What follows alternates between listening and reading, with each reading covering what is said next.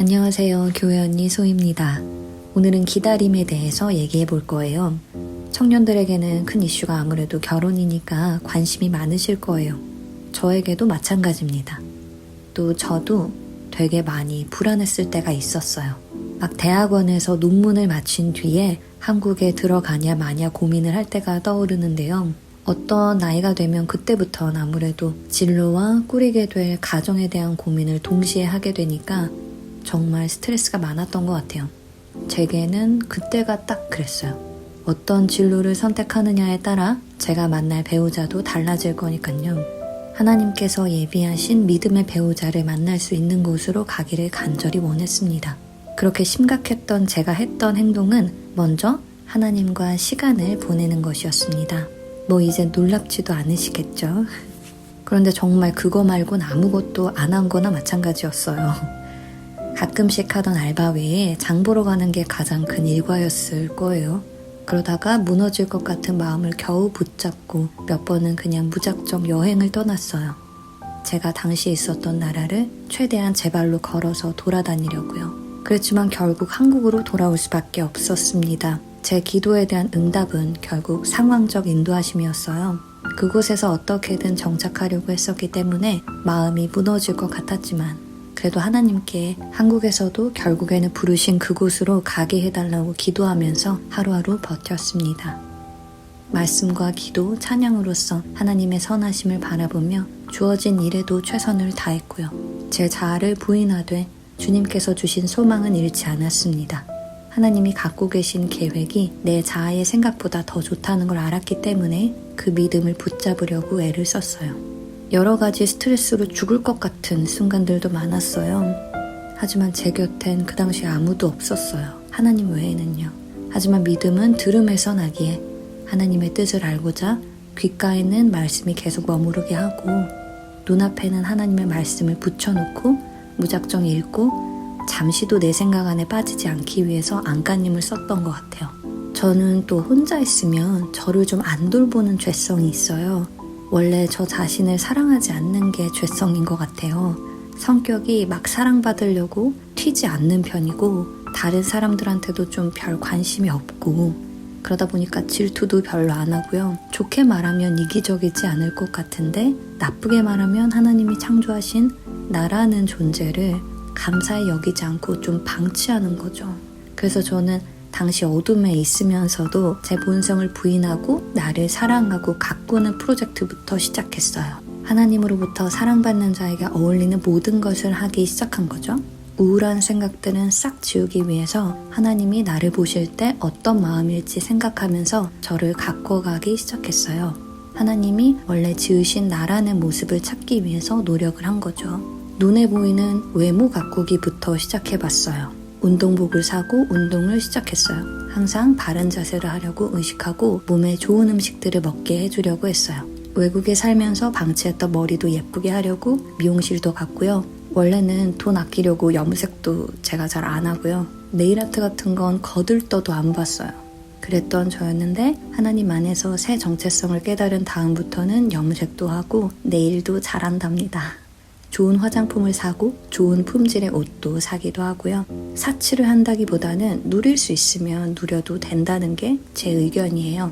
제가 그동안 너무 종교적이었거든요. 세상의 것들을 다 죄악시하면서 지낼 때도 있었어요. 하지만 그 영적 순서가 뒤바뀌지 않으면, 즉 그 세상의 것이 우상이 아니라면 누려도 됩니다. 전 지금도 그것들을 그렇게 좋아하진 않아요. 단지 하나님께서 선물해 주신 제 인생을 더 맛있게 해주는 양념 같은 것들일 뿐이죠. 그렇게 어려서부터 너무 가난했었던 그 가난의 영 때문에 지나치게 돈을 아끼려 했던 습관도 말끔히 버렸어요. 내 아버지가 풍족하신 분인데 아버지의 풍성한 은혜와 사랑을 더 누리기 위해서 돈에 벌벌 떠는 사고방식을 과감히 버렸어요. 그리고 그 결과는 자유였습니다. 지금도 너무 좋고요. 왜 그렇게 만본의 영에 잡혀서 살았었는지 모르겠어요. 인생 낭비였어요, 정말. 아버지 하나님께서는 늘 부족하지 않게 채워주시기도 하니까요. 사탄의 거짓말이 정말 지긋지긋하죠. 그때 그렇게 읽고 싶었던 책도 마음껏 읽고 가고 싶었던 곳으로 여행도 가고 함께 사명의 길, 믿음의 길을 갈 수 없는 사람들과는 미련 없이 헤어지고 싱글로서의 자유를 누리고 있을 때 하나님께서 어느 날 제 마음속에서 이야기하셨어요. 5년 전 제게 보여주셨던 곳으로 갈 마음이 솟아나게 하셨어요. 그리고 이상하게도 싱글의 때에 어느 정도 적응을 잘 하고 그렇게 살고 있다고 생각은 했지만 하나님께서는 또 가끔 새벽에 깨우셔서 배우자 기도를 하게 하시는 등 기도로 마음의 준비도 하게 하시더라고요. 그때가 바로 제가 짜증을 냈다는 때였어요. 그래도 기도하라 하셔서 했더니 완벽한 저만의 시나리오를 다 내려놓겠다는 기도가 나왔었죠. 그러다가 당시 한 전도사님의 추천을 받아서 구체적인 장소로 가라는 인도도 받았습니다. 그런데 저는 여전히 두려움 가운데 있었어요. 마음이 100% 끌리지 않았거든요. 그래도 계속 제가 기도를 했습니다. 하나님의 뜻이 무엇인지 구체적으로 알고 싶어서요. 그때 하나님께서는 오죽 급하셨는지 지하철 광고판을 통해서도 이야기하셨어요. 그 광고판엔 이렇게 적혀 있었습니다. 변화를 두려워하지 마세요. 제가 그때 방언하다가 그걸 딱 보고 웃으면서 알겠어요, 네네 하고 또 다시 두려운 마음 가운데 들어가려는데 이번엔 제 눈앞에 동일한 광고가 사람 크기만한 사이즈로 다시 나타나서 변화를 두려워하지 마세요 이러는데 뒤집어지는 줄 알았답니다. 너무 유머러스하신 하나님이시죠? 그 며칠 뒤에는 그럼 이제 어떤 도시로 가서 며칠 머무를지 등등 세세한 기도를 하게 되는데 가장 중요한 거는 차였어요. 당시 전 운전을 못했거든요.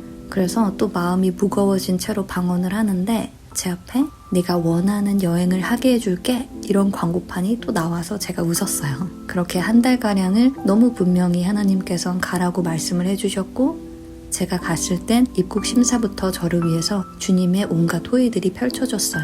악명 높은 그 나라의 입국 심사도 너무 유쾌했었는데요. 심지어 오랜 비행 뒤에 쩔어있던 저를 보고 여배우냐며 칭찬도 해줘서 피곤함도 싹 가시고 엄청 웃었답니다. 그리고 운전은 어떻게 됐냐고요? 여행 며칠 전 갑자기 친구가 저를 따라 여행을 가겠다고 해서 절 위해 운전을 해줬어요. 또 갔던 숙소마다 너무 예쁘고 사람들도 모두 친절하고 심지어 저희가 렌트했던 차는요 벤츠 E클래스로 업그레이드가 되어 있었고 게다가 컨버터블이었어요. 카브리올레 뚜껑 열리는 거요. 제 인생 처음으로 타봤답니다. 그런 차를. 그래서 첫 도착지부터 기대 이상이더라고요.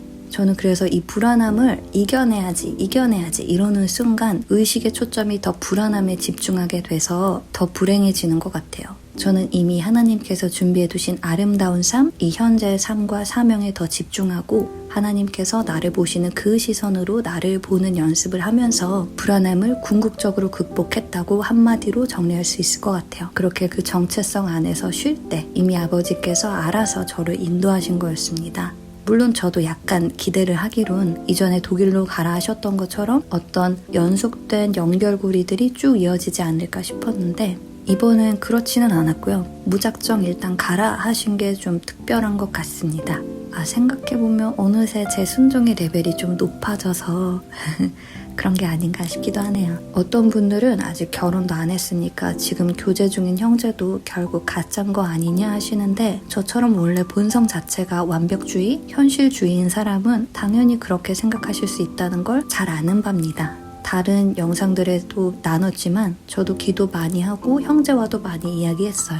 하지만 저는 하나님과 교제한 유구한 역사가 있고 그 가운데 하나님과 저만 아는 그 기도 응답들이 다 응답이 된 걸 알고 있기 때문에 편안하게 안식할 수가 있는 거예요. 누가 시켜서 이렇게 된 게 절대 아니거든요. 그 평안이 대체 무엇이냐 물으시는 분들이 있을 것 같은데요. 정말 그 아무 걱정, 근심이 없는 마음 상태 아시나요? 완벽히 아주 완전히 가벼운 마음이요. 언제 그런 걸 느껴보셨나요? 저는 예수님 믿기 전에는 그런 마음을 별로 느껴본 적이 없어요. 거의 없었던 것 같아요. 꼬마 때 말고. 저는 심지어 초등학교 2학년에서 3학년 올라갈 때 그 불안함도 기억이 나요. 왜냐면 3학년 때는 분수를 배우는데 그 분수를 배운다는 게 너무 무서웠던 거예요. 그렇게 한 학년 올라가는 것도 저한테 너무 무서운 경험이었어요. 또 요즘 같은 초가을에 파란 하늘 보면서 시원한 바람 맞을 때 느낌? 이런 게 저한테는 좀 평안과 비슷한 마음인 것 같긴 해요. 굳이 묘사를 해보자면 또 그런 평안을 가지게 되면은 뭐든 가능할 것 같고 뭐든 소망할 수 있고 뭐든 감사하고 기쁘고 그런 마음이 되는 것 같아요. 저는 감정적으로 와 신난다 이런 흥분되고 고조된 감정은 평안이라고 보긴 좀 힘들 것 같아요. 뭐 평안에서 발전된 상태일 순 있지만 그 흥분과 고조된 열정과 감정 이런 게 다소 육적인 게 아닌가 싶어서 좀 경계하는 편입니다. 왜냐하면 좀 스트레스처럼 몸에 긴장을 가져오는 그런 부담이 될 수도 있으니까요. 그래서 저는 그걸 평안이라고 하기는 좀 어려울 것 같습니다. 정리하자면 마음에 동요가 없고 완전히 가벼운 마음이 됐을 때 저는 그것이 평안이라고 생각해요. 그래서 그런 평안을 따라가시면 그것이 주님께서 하시는 일이라고 볼 수 있을 것 같습니다. 아무튼 저는 매일 매순간 작은 것부터 하나님께서 인도하시는 삶을 맛볼 때 얼마나 자유롭고 또 신나는 일이 펼쳐지는지 알고 있기 때문에 하나님께서 내미시는 손을 주저하지 않고 잡을 수 있다고 말씀드리고 싶어요. 그야말로 베드로처럼 물 위를 걷기로 작정하는 거죠. 세상 사람들이 이해 못한다고 아우성 쳐도 어쩌겠어요? 이건 제 인생이고 그들이 이해 못해도 상관없어요. 주님만 아시면 되니까요. 그래서 전 앞으로의 인생에도 걱정이 없답니다. 물론 이 인생에 대해서 아무 손 놓고 놀자 이런 의미는 아닌 거 아시죠? 걱정은 없지만 삶에는 충실해야 한다는 말씀임을 다시 한번 강조하고 싶습니다. 그렇게 사명 가운데 자아를 내려놓고 주님께서 바라보시는 그 정체성으로서 살아가며 이 세상으로부터 초월해서 안식할 때 그렇게 진정한 자유를 누리시다 보면 동시에 주님께서 인도하시는 배우자에게로도 가까워지실 것으로 확신합니다. 오늘부터 당장 하나님께서 준비하신 깜짝 선물들을 노려보세요. 그런 간증들은 또 많은 분들을 위해서 댓글에 남겨주시면 너무 좋을 것 같고요. 그럼 모든 분들이 자신의 진정한 정체성 안에서 쉼을 누리면서 불안함을 넉넉히 극복하시길 예수님의 이름으로 축복드리고요. 앞으로도 계속 소위감성하세요. 감사합니다.